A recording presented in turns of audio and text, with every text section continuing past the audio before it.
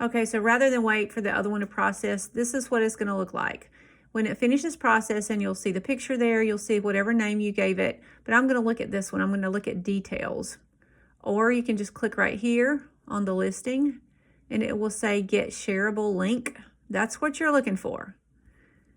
And it just gave me a link. And then I'm going to either email it to myself or copy it into a document.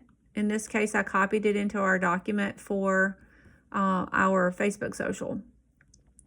Some of these videos, I save the link onto my phone under my notes so that I can share them at any point. So that's my link. So this is the link that you're going to want to use when you post it into the Facebook group. Because if you try to upload that video to the Facebook group, it's going to take a long time, and the actual event will be over before it even loads. But what you want to do is upload the link. So if you put the links into like a document or something, you can just copy and paste from your document into the Facebook group Tuesday night.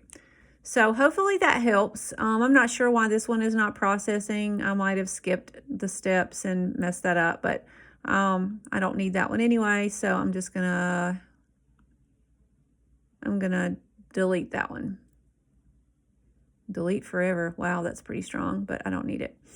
So it keeps up with the videos that I already have, and that's the way you create a link.